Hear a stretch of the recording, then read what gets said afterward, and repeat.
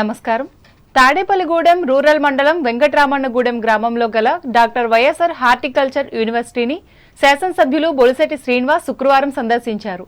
ఈ సందర్భంగా విశ్వవిద్యాలయం కార్యకలాపాలపై సమీక్షించారు. ఈ మేరకు ఆయన స్పందిస్తూ రాష్ట్ర ముఖ్యమంత్రి నారా చంద్రబాబు నాయుడు, వ్యవసాయ శాఖ మంత్రి కింజరపు అచ్చెన్నాయుడులతో మాట్లాడి అధిక నిధులు తీసుకువస్తానని హామీ ఇచ్చారు. 1.5 కోటి ఫర్నిచర్ కొనుగోలుపై ఆరా తీశారు. అవినీతి, లంచగొండితనాలకు ఆస్కారం లేకుండా యూనివర్సిటీ అభివృద్ధికి ప్రతి ఒక్కరూ పాటుపడాలని ఎమ్మెల్యే శ్రీనివాస్ పిలుపునిచ్చారు. ఇక్కడ వాళ్ళందరూ చెప్పడం జరిగింది. మరి కొత్త వంగడాలను ఎలా తయారు చేయాలి, ఫ్లవర్స్ని ఎలా మనం చేయాలి, లేకపోతే కొన్న ఇంకా ఏదైనా మంచిగా ప్రయోగం చేసి ఇతర యూనివర్సిటీలకి ఇతర దేశాలకి ఆదర్శంగా ఈ యూనివర్సిటీ ఉండాలని నేను అభిప్రాయపడుతూ ఉన్నా. అదే దిశ ఇక్కడ ఉన్న ఎంప్లాయీస్ అందరినీ రిక్వెస్ట్ చేశాను. తప్పకుండా వాళ్ళు కూడా మా దగ్గర నిధులు లేవండి, మేము చేయలేకపోతున్నాం అని చెప్పడం జరిగింది. ఈ విషయాన్ని కూడా ముఖ్యమంత్రి గారికి, ఇక్కడున్న హార్టికల్చర్ మినిస్టర్ గారికి కూడా ఈ విషయాన్ని తెలియపరిచి కొన్ని నిధులు ఇక్కడికి వచ్చే విధంగా ఇవన్నీ కూడా ఈ బాగుపడే విధంగా ఇవన్నీ కూడా మళ్ళీ చేస్తానని చెప్పి దానికి నాకు సహకరించిన రిజిస్ట్రార్ గారు, అదేవిధంగా ఇక్కడ ఉన్నటువంటి సిబ్బంది అధికారులు అందరూ కూడా సుముఖంగా ఉన్నారు. మేము చేద్దామండి, తప్పకుండా మంచి పేరు కోసం ప్రయత్నం చేద్దాం అని చెప్పినందుకు వారికి కూడా కృతజ్ఞతలు. ఈ కార్యక్రమంలో రిజిస్ట్రార్ వి శ్రీనివాసులు, కృషి విజ్ఞాన కేంద్రం శాస్త్రవేత్తలు, ప్రొఫెసర్లు, అసిస్టెంట్ ప్రొఫెసర్లు పాల్గొన్నారు. తాడేపల్లిగూడెం పట్టణంలోని వీకస్ కాలనీ అర్బన్ హెల్త్ సెంటర్ పరిధిలో గల 1, 2, 3 వార్డుల్లో శుక్రవారం డెంగ్యూ వ్యతిరేక మాసోత్సవాలు జరిగాయి. ఇందులో భాగంగా ఫ్రైడే డ్రైడేను పాటించారు. ఈ సందర్భంగా సీజనల్ వ్యాధుల నియంత్రణపై ప్రజలకు అవగాహన కలిగిస్తూ ర్యాలీ నిర్వహించారు. ఈ కార్యక్రమంలో ముఖ్య అతిథిగా పాల్గొన్న మున్సిపల్ కమిషనర్ డి మురళీకృష్ణ మాట్లాడుతూ పరిసరాల పరిశుభ్రతతో పాటు వ్యక్తిగత శుభ్రతను పాటించడం ద్వారా ఆరోగ్యంగా ఉండవచ్చన్నారు. ఇప్పుడు వాడట్లేదు, ఇక్కడ బయట పెట్టారు, అందులో నీళ్లు చేరుతుంది.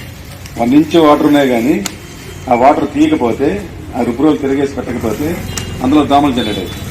కనీసం ఒక 50 దోమలు ఇప్పుడు చెక్ చేసినట్టు ఒక 50 దోమలు తలక పురుగులు లార్వా స్టేజ్లు, లార్వా కానీ పీసా కానీ.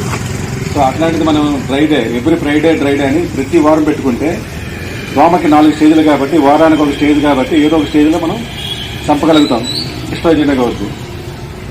ఈ 3 స్టేజ్లు దాటి ఎప్పుడైతే దోమగా మారిందో దాన్ని మనం ఆపలేం, ఎగురుతూ పోతుంది. ఎగురుతూ వెళ్ళినప్పుడు ఎవరింటికి వెళ్తుందో తెలియదు. ఒక డెంగ్యూ వైరస్ ఉన్న పేషెంట్ కుట్టిన దోమ వేరే వాళ్ళకి కుట్టితే వాళ్ళకి డెంగ్యూ వస్తుంది. ఇంకా assistant commissioner M Gopalarao, malaria sub unit అధికారి వైవి లక్ష్మణరావు, ఆరోగ్య కార్యదర్శులు, ఆశా కార్యకర్తలు పాల్గొన్నారు. తూర్పుగోదావరి జిల్లా వార్తలు. రైతులు పండించిన పంటలకు గిట్టుబాటు ధర కల్పించే విధంగా కేంద్ర రాష్ట్ర ప్రభుత్వాలు చర్యలు తీసుకుంటున్నాయని శాసనసభ్యులు మద్దిపాటి వెంకటరాజు తెలిపారు. తూర్పుగోదావరి జిల్లా గోపాలపురం మార్కెట్ యార్డులో నాఫెడ్, ఆయిల్ ఫెడ్ ఆధ్వర్యంలో ఏర్పాటు చేసిన కొబ్బరి కొనుగోలు కేంద్రాన్ని శుక్రవారం ఆయన ప్రారంభించి మాట్లాడారు. గతంలో కొబ్బరి రైతులు అనేక వ్యయ ప్రయాసాలు కోర్చి తమ పంటను అమ్ముకునేవారని చెప్పారు.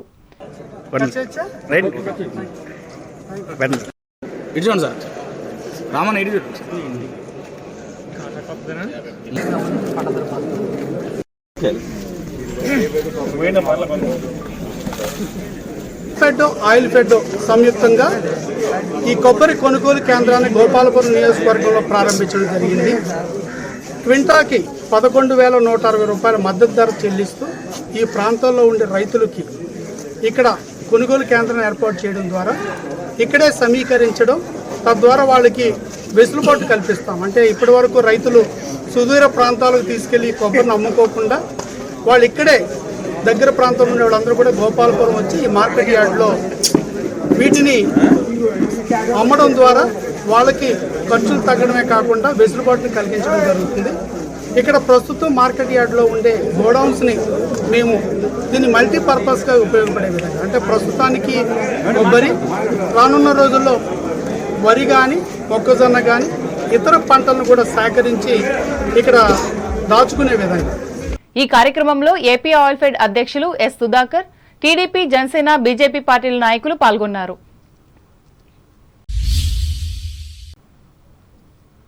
అంబేద్కర్ కోనసీమ జిల్లా వార్తలు.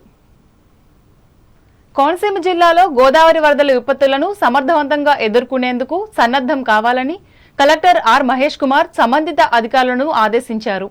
వరదలను ఎదుర్కొనేందుకు రూపొందించిన ముందస్తు కార్యాచరణ ప్రణాళికలపై అమలాపురం కలెక్టరేట్లో సమీక్షించి మాట్లాడారు. ప్రామాణిక ఆపరేషన్ ప్రొసీజర్ ప్రకారం వరద హెచ్చరికలకు అనుగుణంగా సహాయ పునరావాసాలకు ఉపక్రమించాలని ఆదేశించారు. పారిశుద్ధ్యంపై ప్రత్యేక శ్రద్ధ వహించి సురక్షిత త్రాగునీటిని సరఫరా చేయాలని సూచించారు. నేటి సమాజంలో సామాన్య ప్రజలకు సేవలందించడంలో శ్రీ సత్యసాయి సేవా సంస్థలు చేస్తున్న కృషి వెలకట్టలేనివని కొత్తపేట శాసనసభ్యులు బండారు సత్యానందరావు తెలిపారు. శుక్రవారం రావులపాలెం సత్యసాయి సేవా కేంద్రంలో ఇటీవల బ్యూటీషియన్ కోర్సు పూర్తి చేసుకున్న సుమారు 108 మందికి సర్టిఫికేట్స్ పంపిణీ చేసి మాట్లాడారు. ఈ కార్యక్రమంలో సేవా సంస్థ ట్రస్ట్ చైర్మన్ కొవ్వూరు వివేకానందరెడ్డి, సమితి కన్వీనర్ కొవ్వూరి బ్రహ్మారెడ్డి, జిల్లా ఆధ్యాత్మిక విభాగ సమన్వయకర్త అడప రాంబాబు, గుత్తుల పటాభి రామారావులు పాల్గొన్నారు.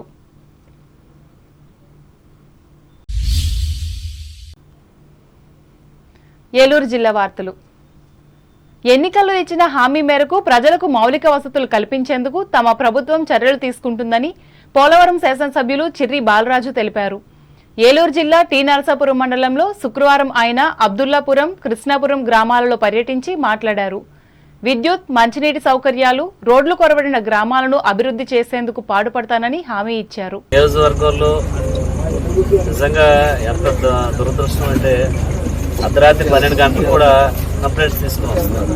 రాత్రి 12 గంటలు కూడా అది వాళ్ళు సమస్యలను తీసుకుని వస్తుంటే చాలా ఆశ్చర్యం వేస్తుంది. తప్పకుండా మేము ఏదైతే ఎన్డీఏ కూటమి గెలిస్తే మేము మీకు సీసీ రోడ్లు కానీ, అలాగే మెయిన్ తార్ రోడ్లు కానీ, నిరుపేదల ఇల్లు కానీ, మంచినీరు వ్యవస్థని ప్రతి ఒక్కరికి అందించే విధంగా మేము ఆ రోజు హామీ ఇచ్చాము. ఆ హామీని ఈరోజు ప్రభుత్వం వచ్చింది కాబట్టి తప్పకుండా వాటిని నెరవేర్చే విధంగా, ఆ సమస్యలను పరిష్కరించే విధంగా మేము ప్రభుత్వం దృష్టికి తీసుకెళ్ళి ఏదైతే రోడ్లు కానీ, ఇల్లు కానీ వీటిని ఇక్కడ ఉన్నటువంటి అధికారులు అదే ఫండింగ్ రూపంలో కానీ ఇక్కడ అభివృద్ధి చేసే విధంగా మేము మా ప్రభుత్వం చర్యలు చేపడుతుంది. ఈ కార్యక్రమాల్లో వివిధ శాఖల అధికారులు, జనసేన, తెలుగుదేశం నాయకులు పాల్గొన్నారు. వార్తలు ముగించే ముందు ముఖ్యాంశాలు మరోసారి. బోధనా నైపుణ్యాన్ని పెంపొందించుకుని ప్రభుత్వ పాఠశాలలను అభివృద్ధి చేయాలి. యలమంచిలిలో ఉపాధ్యాయులకు హితవు పలికిన రాష్ట్ర మంత్రి డాక్టర్ రామానాయుడు. టిడ్కో ఇళ్ల నిర్మాణ చివరి దశ పనులను తక్షణమే పూర్తి చేయాలి. భీమవరంలో సంబంధిత అధికారులను ఆదేశించిన పశ్చిమ గోదావరి జిల్లా కలెక్టర్ నాగరాణి. పశ్చిమ గోదావరి జిల్లాలో మీ సేవా కేంద్రాల నిర్వహణపై తనిఖీలు చేస్తున్న అధికారులు, ప్రభుత్వానికి జమ అవుతున్న ఆదాయంపై ఆరా. ఆంధ్రలో ఆనందపరిచిన విశాఖ ఉక్కు ప్రకటన పేర్కొన్న తణుకు తెలుగుదేశం అధ్యక్షులు కలగరా, కేంద్ర ఉక్కు మంత్రికి అభినందనలు. పల్లెల్లో కూడా కాషాయం జెండా రెపరెపలాడేందుకు కృషి చేయాలి. కార్యకర్తలకు పిలుపునిచ్చిన బీజేపీ తణుకు నియోజకవర్గ నాయకులు. డాక్టర్ వైఎస్ఆర్ హార్టికల్చర్ యూనివర్సిటీ అభివృద్ధికి కృషి చేస్తా హామీ ఇచ్చిన తాడేపల్లిగూడెం ఎమ్మెల్యే బొలిశెట్టి. రైతులు పండించిన పంటకు గిట్టుబాటు ధర చెల్లించేందుకు చిత్తశుద్ధితో ప్రయత్నిస్తున్న ఆంధ్రప్రదేశ్ ప్రభుత్వం గోపాలపురం మార్కెట్ యార్డులో వెల్లడించిన ఎమ్మెల్యే మద్దిపాటి. గోదావరి వరద విపత్తులను ఎదుర్కొనేందుకు సన్నద్ధంగా ఉండాలి. అమలాపురంలో అధికారులకు సూచించిన కలెక్టర్ మహేష్ కుమార్. సమాజ అభివృద్ధికి స్ఫూర్తినిస్తున్న సత్యసాయి సేవా సంస్థల సేవలు రావులపాలెంలో ప్రశంసించిన కొత్తపేట ఎమ్మెల్యే సత్యానందరావు. పోలవరం నియోజకవర్గంలో మౌలిక వసతుల ఏర్పాటు కోసం కృషి చేస్తున్న ఏపీ ప్రభుత్వం టీ నరసాపురం మండలంలో వివరించిన ఎమ్మెల్యే బాలరాజు. ఈ వార్తలు ఇంతటితో సమాప్తం. నమస్కారం.